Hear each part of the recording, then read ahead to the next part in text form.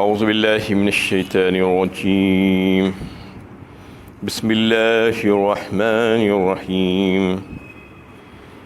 سابقوا إلى مغفرة من ربكم وجنة عرضها كعرض السماء والأرض أعدت للذين آمنوا بالله ورسله ذلك فضل الله يؤتيه من يشاء والله ذو الفضل العظيم. اپنے پروردگار کی بخشش و مغفرت حاصل کرنے کے لیے ایک دوسرے سے آگے بڑھنے کی کوشش کرو اور اس جنت کی طرف جس کی وسعت آسمان و زمین جیسی ہے، جو ان لوگوں کے لیے تیار کی گئی ہے جو اللہ اور اس کے رسولوں پر ایمان لاتے ہیں. یہ اللہ تعالیٰ کا فضل عظیم ہے، جس کو چاہتے ہیں عطا کرتے ہیں، اور اللہ تعالیٰ بڑے ہی فضل والے ہیں. سورہ حدید کی 21ویں آیت ہے. پچھلی آیت میں ایک اہم موضوع پر بات چل رہی تھی. دنیا کی بے ثباتی کا اظہار کیا گیا تھا اس میں، اور اللہ تعالیٰ انسانی زندگی کو تشبیہ دی تھی کھیتی سے، کہ آسمان سے جیسا پانی بارش برستی ہے اور پھر اس کے ذریعے سے زمین لہلہا اٹھتی ہے، سرسبز و شاداب ہو جاتی ہے، اس سے لوگ اس کو دیکھ کر خوش ہو جاتے ہیں، اور پھر ایک وقت آتا ہے کہ وہ زرد پڑ جاتی ہے اور پھر آخر کار چورا چورا ہو کر ادھر ادھر بکھر جاتی ہے. بالکل اسی طرح تمہاری زندگی کا بھی حال ہے. انسانی زندگی بھی ایسی ہی ہے کہ انسان بچے کی شکل میں پیدا ہوتا ہے تو بڑا حسین و جمیل، بڑا اچھا نظر آتا ہے. پھر آہستہ آہستہ اللہ تعالیٰ اس کو قوت و طاقت دے کر جوانی تک پہنچا دیتے ہیں، اس کی قوت و طاقت کمال تک پہنچ جاتی ہے. لیکن اس کے بعد پھر ایک وقت آتا ہے کہ زوال کی طرف شروع ہو جاتا ہے، بڑھاپے کی طرف جانا. پھر وہ ساری طاقتیں اور قوتیں اور صلاحیتیں اللہ تعالیٰ نے اس کو جو دی تھی، جو حسن و جمال جو اس کو عطا کیا تھا، وہ سب کا سب اس سے واپس لے لیا جاتا ہے، اور پھر آخر میں وہ چورا چورا ہو جاتا ہے، جیسا کہ کھیتی چورا چورا ہو جاتی ہے. اس کو لے جا کر قبر میں ڈال دیا جاتا ہے. بالکل اسی طریقے سے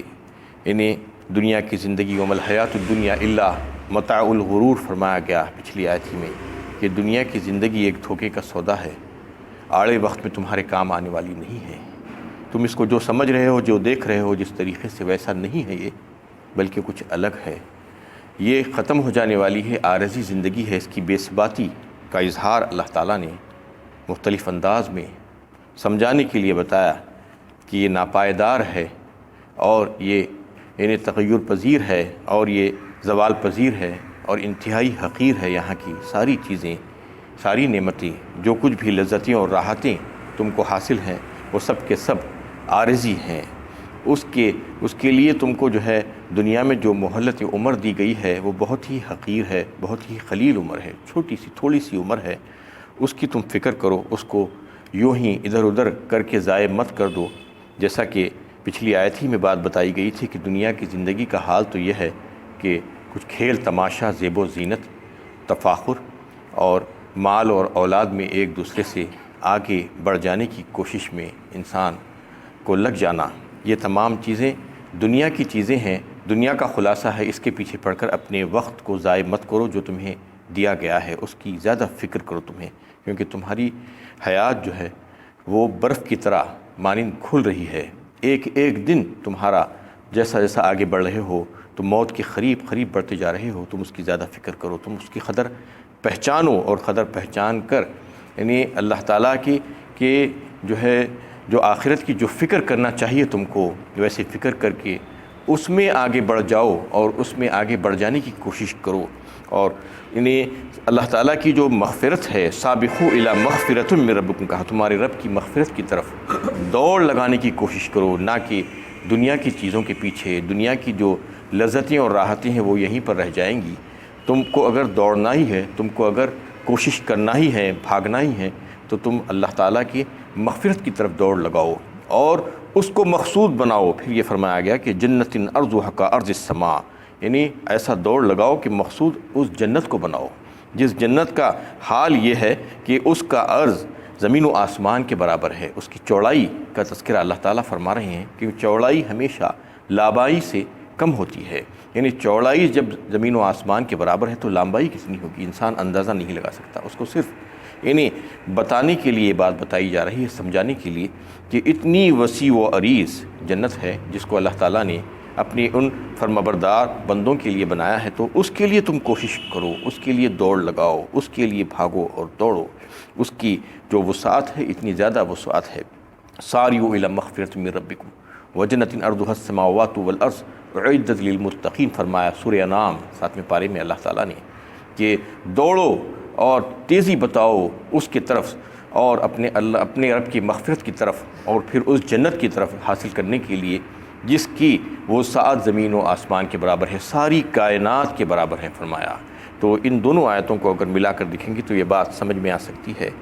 کہ اللہ تعالیٰ اپنے نیک بندوں کو جو محلات اور جو باغات جنت میں دیں گے تو وہ تو ان کی قیام گاہیں ہوں گی، لیکن ساری کائنات ان کی سیرگاہ ہوں گی وہاں پر۔ یہ بتانا چاہ رہے ہیں اللہ تعالیٰ کہ اتنی وسیع کائنات ان کے لیے ان کے سامنے ہوگی، وہ جب چاہیں گے اس کو دیکھ سکیں گے، وہ جب چاہیں گے وہاں پر جا سکیں گے۔ جیسا کہ آج جو پابندیاں ہیں دنیا میں، لیمیٹیشنز ہے کہ انسان نہیں کر سکتا جو چاہے وہ، اتنی کوشش کرنے کے باوجود سب سے قریب ترین سیارہ زمین سے جو ہے وہ چاند پر جانے کے لیے کتنی پاپڑ بیلے پیلنے پڑے انسان کو، کتنے کروڑاں روپیہ اس میں خرچ کیا، کتنے وسائل جھونک ڈالے، اس کے باوجود بھی جو ہے آسانی کے ساتھ نہیں جا سکتے اسپیس میں۔ لیکن اس وقت اللہ تعالیٰ سارے جنتیوں کے لیے یہ کام آسان کر دیں کہ ساری کائنات ان کے سامنے ان کی سیرگاہ کے طور پر رکھ دیا جائے گا۔ اعدت للذین آمنوا باللہ ورسولہ، اور پھر جو ان لوگوں کے لیے تیار کی گئی ہے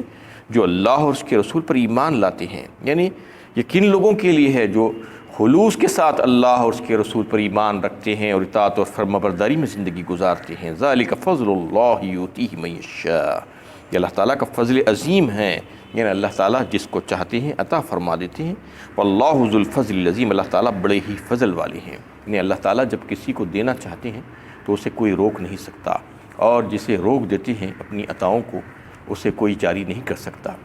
وَإِن يَمْسَسْكَ اللَّهُ بِضُرٍّ فَلَا كَاشِفَ لَهُ إِلَّا هُوَ وَإِن يُرِدْكَ بِخَيْرٍ فَلَا رَادَّ لِفَضْلِهِ يُصِيبُ بِهِ مَن يَشَاءُ۔ سورہ یونس 11ویں پارے میں اللہ تعالیٰ نے فرما دیا کہ ان کی عطاؤں کو کوئی روک نہیں سکتا، وہ اگر روک دیں تو پھر جاری نہیں کر سکتا۔ مَا أَصَابَ مِن مُّصِيبَةٍ فِي الْأَرْضِ وَلَا فِي أَنفُسِكُمْ إِلَّا فِي كِتَابٍ مِّن قَبْلِ أَن نَّبْرَأَهَا إِنَّ ذَلِكَ عَلَى اللَّهِ يَسِيرٌ۔ کوئی مصیبت ایسی نہیں ہے جو زمین پر یا تمہاری جانوں پر آتی ہے مگر قبل اس کے کہ ہم اس کو پیدا کریں، کتاب لوح محفوظ میں لکھی ہوئی ہوتی ہے۔ ایسا کرنا اللہ تعالیٰ کے لیے بہت آسان ہے۔ اس میں ایک بات اللہ تعالیٰ تقدیر کے مسئلے پر بات کر رہے ہیں کہ دنیا میں کوئی بھی مصیبت، چاہے وہ زمین پر آؤ چاہے تمہاری ذات پر آئے،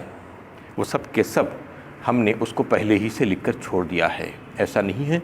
کہ اب پیش آ رہی ہے، اس کے بارے میں پہلے سے نہیں معلوم تھا اللہ تعالیٰ کو، اللہ تعالیٰ بے خبر تھے، ایسا نہیں ہے۔ اللہ تعالیٰ تو سارے مخلوقات کی تقدیر حضرت آدم علیہ السلام کی پیدائش سے 50,000 سال پہلے ہی لکھ چکے ہیں، یہ حدیث میں بات آتی ہے۔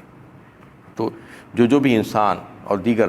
یعنی اللہ تعالیٰ کی مخلوقات کیا کیا کریں گے اس کے بارے میں اللہ تعالیٰ کو علم تھا۔ وہ علم کے مطابق اللہ تعالیٰ نے سچے علم کے مطابق ان تمام کے بارے میں لوح محفوظ میں لکھ کر رکھ دیا تھا کہ وہ کیا کیا کرنے والے ہیں، کون سعید ہوگا کون شقی ہوگا، کس کی زندگی کتنی ہوگی، یہ تمام باتیں اس میں لکھ دی گئی تھی۔ تو اس میں یہ بتانا مقصود ہے کہ جو کچھ بھی پیش آ رہا ہے وہ سب کا سب پہلے سے طے شدہ ہے اور لکھا جا چکا ہے۔ اس میں تسلی ہے صحابہ کرام کے لیے کہ جب اس وقت جو حالات پیش آ رہے تھے ان کے سامنے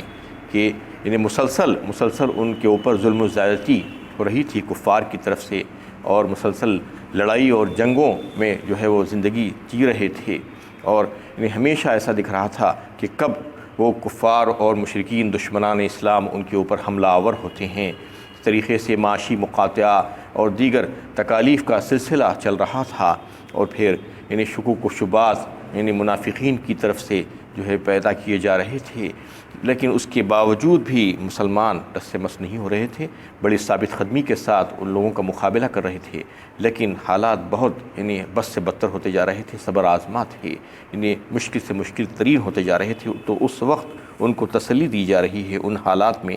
کہ دیکھو جو کچھ بھی پیش آ رہا ہے وہ اللہ تعالیٰ اس سے باخبر ہے، بے خبر نہیں ہے۔ اللہ تعالیٰ کو علم ہے کہ جو کچھ پیش آ رہا ہے یہ اس وجہ سے پیش آ رہا ہے کہ تمہارے لیے یعنی زبردست اللہ تعالیٰ نے کار عظیم کی ذمہ داری تمہارے اوپر سونپنا چاہتے ہیں، تم سے بہت بڑے بڑے کام لینا چاہ رہے ہیں۔ اس لیے یہ تربیت کا ایک حصہ ہے کہ ان تکالیف کو ڈال کر تم کو اللہ تعالیٰ ان مصیبتوں میں لا کر جو ہے دیکھنا چاہ رہے ہیں، تمہاری تربیت کرنا چاہ رہے ہیں، تمہیں نکھارنا چاہ رہے ہیں، کیونکہ تم کو جو زبردست بڑا کام کرنے کی ہے دنیا میں، وہ کام کے کرنے سے پہلے تم اس کے لیے تیار ہو جاؤ۔ یہ اس لیے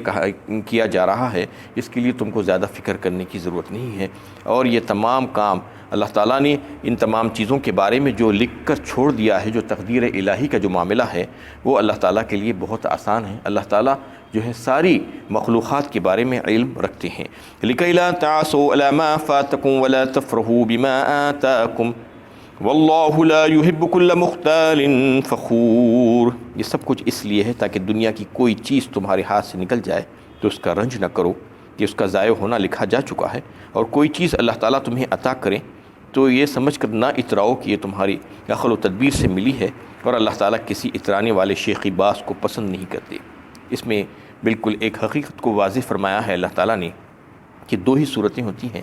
ایک یہ کہ انسان کے اوپر کچھ پریشانیاں مصیبتیں آتی ہیں، اس کی کوئی چیزیں چلی جاتی ہیں، فوت ہو جاتی ہیں، نقصانات ہو جاتے ہیں جانی اور مالی، تو اللہ تعالیٰ فرما رہے ہیں کہ یہ سب کے سب اللہ تعالیٰ کی طرف سے ہے، اس کا ضائع ہونا لکھا جا چکا تھا، تم اس کی فکر مت کرو اور اس کے غم میں گھلو مت، بلکہ صبر کرو۔ اور پھر یعنی جب کبھی خوشی ملتی ہے، راحتیں ملتی ہیں، اللہ تعالیٰ کی عطائیں ہوتی ہیں، تو اس وقت اتراؤ مت، یہ دونوں کام مت کرو، اس سے روکا گیا ہے۔ کیونکہ عام طور پر تو جو ہے کسی انسان کو اگر کوئی تکلیف اور پریشانی اور رنج اور مصیبت ہو تو اس کو غم ہوتا ہے، اور کبھی کوئی اللہ تعالیٰ کی طرف سے عطا ہو، راحت ہو اور خوشیاں میسر ہو تو پھر اس پر وہ خوشی مناتا ہے، یہ فطری عمل ہے۔ لیکن اس سے ہٹ کر جو کافروں کا جو معاملہ ہوتا تھا وہ یہ کہ اگر کہیں پر اللہ تعالیٰ کی عطا ہو جائے تو پھولے نہیں سماتے تھے، اترانا شروع کر دیتے تھے، یہ اپنے آپ کو بہت بڑا سمجھتے تھے۔ اللہ تعالیٰ اس سے روکے ہیں۔ مومن ایسا نہیں کرتا، بلکہ مومن جب اللہ تعالیٰ کی عطائیں ہوتی ہیں، راحتیں نصیب ہوتی ہیں، تو اس وقت اللہ تعالیٰ کا شکر گزار بندہ بنتا ہے، اور یہ سمجھتا ہے کہ یہ میری ذاتی کمال نہیں ہے، بلکہ یہ اللہ تعالیٰ نے مجھے عطا فرمایا ہے، یہ میری عقل اور تدبیر کی طرف سے نہیں ملا ہے، بلکہ یہ اللہ تعالیٰ کا فضل ہے۔ اور جب پریشانیاں اور مصیبتیں آتی ہیں تو غم آتے ہیں تو اس وقت وہ غم زدہ ہو کر نہیں بیٹھ جاتا، بلکہ صبر کرتا ہے، اور یہ سمجھتا ہے کہ اللہ تعالیٰ کی مشیت اور حکمت ہے اس میں، یہ تقدیر کا ایک حصہ ہے، جو ہونا تھا، جو ہو کر رہا، یہ اللہ تعالیٰ بتانا چاہ رہے ہیں اور تسلی دے رہے ہیں ان تمام لوگوں کو، یعنی مومن بندوں کو۔ واللہ لا یحب کل مختال فخور، اور اللہ تعالیٰ کسی اترانے والے شیخی باز کو پسند نہیں کرتے، یعنی کوئی ایسا نہ کرے کہ اللہ تعالیٰ کی عطا ہو رہی ہے تو خوب اترانا شروع کر دے اور اپنے آپ کو بڑا کہنا شروع کر دے، اور یہ کہنا شروع کر دے کہ یہ تو میری یعنی عقل کی وجہ سے، میری پلاننگ کی وجہ سے جو ہے ملا ہے، میری تدبیروں کی وجہ سے ملا ہے، ایسا کبھی بھی نہیں کہنا چاہیے۔ الذین یبخلون ویامرون الناس بالبخل ومن یتول فإن اللہ هو الغنی الحمید۔ یہ وہ لوگ ہیں جو خود بھی بخل کرتے ہیں اور دوسروں کو بھی بخل پر اکساتے ہیں۔ جو کوئی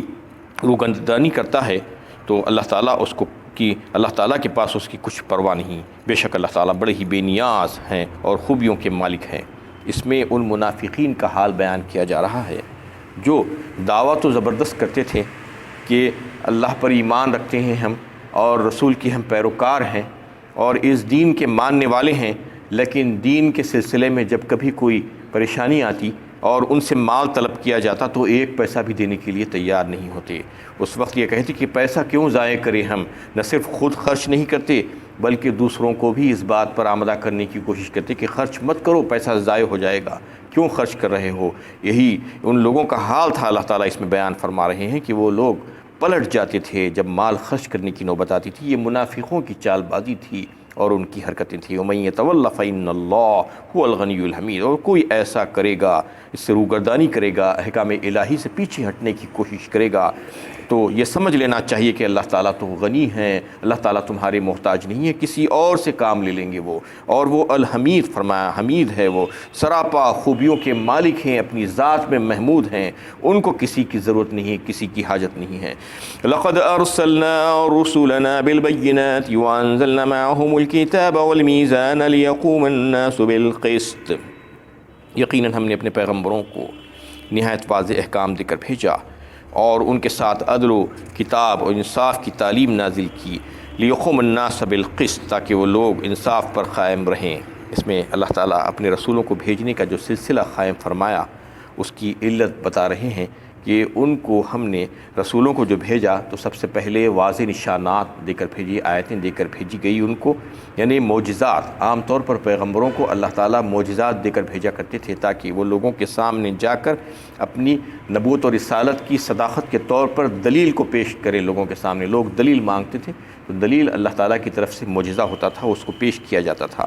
وَأَنزَلْنَا مَعَهُمُ الْكِتَابَ، اور پھر اس کے ساتھ کتابیں بھی دی گئی، صحیفے نازل کیے گئے، بہت سے نبیوں کو کتابیں دی گئی، جیسا کہ خاتم الانبیاء حضرت محمد مصطفیٰ صلی اللہ علیہ وسلم کو یہ آخری کتاب قرآن کی شکل میں جو دی گئی، تو اس طریقے سے احکامات کی تفصیل بتانے کے لیے کتابیں دی گئی۔ اور میزان کا ذکر فرمایا اللہ تعالیٰ نے۔ میزان کا مطلب ہے ترازو،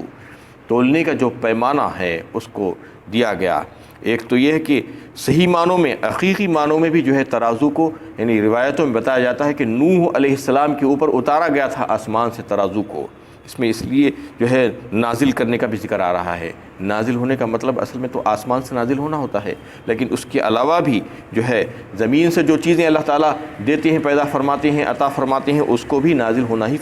کہا جاتا ہے۔ لیکن انہیں بعض روایتوں سے یہ بات بھی ملتی ہے کہ ترازو کو بھی اللہ تعالیٰ نے آسمان سے اتارا تھا کہ تاکہ لوگوں کے حقوق یعنی واضح ہو جائیں اور ان کو ان کے حق مل جائیں۔ حقداروں کو حق دینے کا معاملہ جو ہے وہ میزان کہلاتا ہے، ترازو کہلاتا ہے۔ اور یہ حق و باطل کا معیار ہے کہ یعنی انسان کے جو ہے اخلاق کیسے ہونے چاہیے اور معاملات کیسے ہونے چاہیے، وہ میزان کے ذریعے سے برابر جس کا جو حق بنتا ہے وہ حق اس کو ادا ہونا چاہیے۔ یہ تمام چیزیں اللہ تعالیٰ نے رسولوں کو دے کر بھیجی تاکہ لوگوں میں انصاف اور عدل قائم ہو۔ وآخر دعوانا ان الحمد للہ رب العالمین۔